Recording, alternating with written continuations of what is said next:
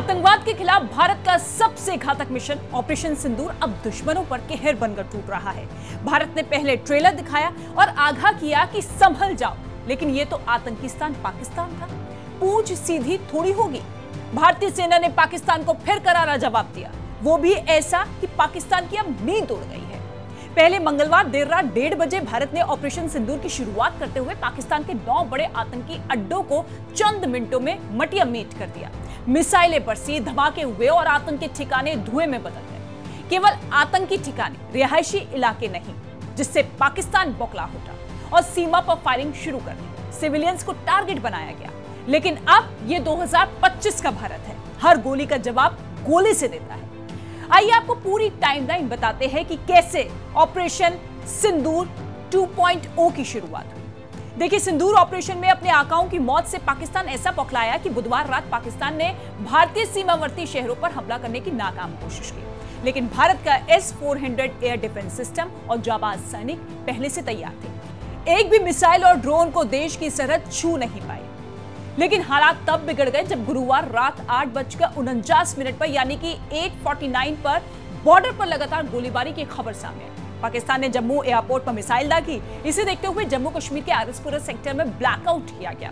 पंजाब और राजस्थान के सीमावर्ती जिलों में भी ब्लैकआउट किया गया। सेना और बीएसएफ ने 100 किलोमीटर के आसपास के सीमा क्षेत्रों को बंद कर दिया। फिर रात 8:51 सुरक्षा एजेंसियों ने पुष्टि की कि जम्मू हवाई अड्डे, सांबा, आरएसपुरा, अरनिया, पड़ोसी क्षेत्रों में पाकिस्तान से 8 मिसाइलें दागी गई और सभी को S-400 द्वारा रोका गया। 8:56 जम्मू कश्मीर के सीमावर्ती क्षेत्र सांबा से भारी तोपों की गोलीबारी और ड्रोन हमलों की खबर सामने आई। सीमा पार से हुए इस हमले में न सिर्फ भारी क्रॉस फायरिंग यानी कि CFV की गई, बल्कि ड्रोन का भी इस्तेमाल किया गया, जिससे हालात और ज्यादा तनावपूर्ण हो गए। रात 9:05 पर भारत ने पाकिस्तान के हमले को जवाब देते हुए जम्मू विश्वविद्यालय के पास पाकिस्तान के ड्रोन को मार गिराया। ये ड्रोन सीमावर्ती इलाकों से जम्मू की ओर बढ़ रहे थे और विश्वविद्यालय परिसर के नजदीक आते ही रडार पर पकड़ में आ गए।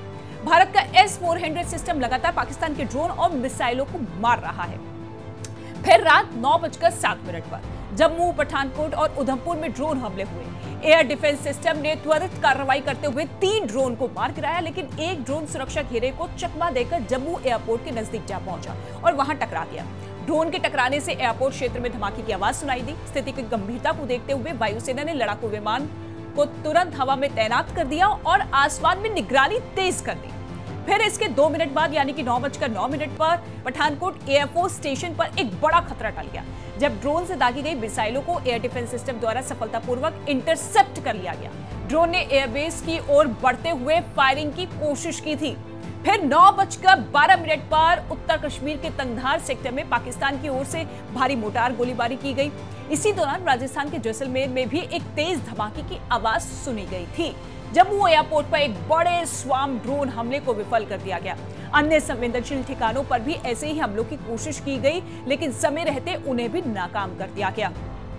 फिर रात 9:19 पर भारतीय वायुसेना ने पाकिस्तान का F-16 लड़ाकू विमान मार गिराया। ये कार्रवाई उस समय हुई जब पाकिस्तानी विमान भारतीय हवाई क्षेत्र में घुसने की कोशिश कर रहा था। भारतीय रडार और लड़ाकू विमानों की सतर्कता ने इसे समय रहते निशाना बना लिया। फिर रात 9:22 पर ड्रोन हमलों और सीमा पार से की जा रही गोलीबारी को देखते हुए भारतीय सेना ने पूरे सीमा क्षेत्र में IL-17 एयर डिफेंस गन का इस्तेमाल शुरू कर दिया। सेना ने जम्मू, राजौरी, पुंछ, तंगधार और गुलमर्ग जैसे संवेदनशील सेक्टर्स में इन हथियारों को सक्रिय कर दिया। भारतीय सुरक्षा बलों ने जैसलमेर में पाकिस्तान की ओर से दागे गए सभी ड्रोन को नष्ट कर दिया। कोई भी ड्रोन भारतीय सीमा में घुसने में सफल नहीं हो सका, जिससे एक बड़ी सुरक्षा संकट जो है वो टल गई थी।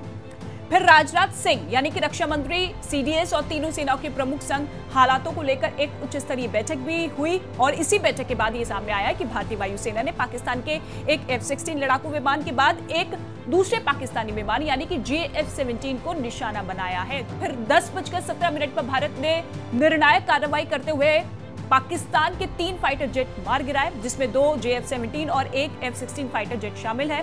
भारत ने जवाबी सैन्य कार्रवाई के तहत पाकिस्तान के अत्याधुनिक airborne warning and control system यानी कि अबैकस विमान को भी मार गिराया। यह कार्रवाई भारतीय वायुसेना द्वारा सीमा के पास की गई उच्च स्तरीय एयर डिफेंस ऑपरेशन का हिस्सा थी।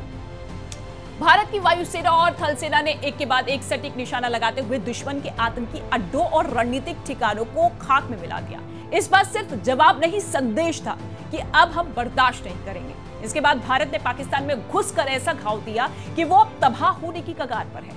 भारतीय सेना जो तीनों मोर्चों को संभालते हुए आगे बढ़ रही थी, पाकिस्तान के 3 अलग अलग इलाके यानी कि सियालकोट, कराची और इस्लामाबाद जैसे बड़े शहरों को सीधा निशाना बनाकर ताबड़तोड़ हमले किए गए। फिर रात 12:12 पर भारत की जवाबी कार्रवाई के तहत नौसेना ने भी मोर्चा संभाल लिया।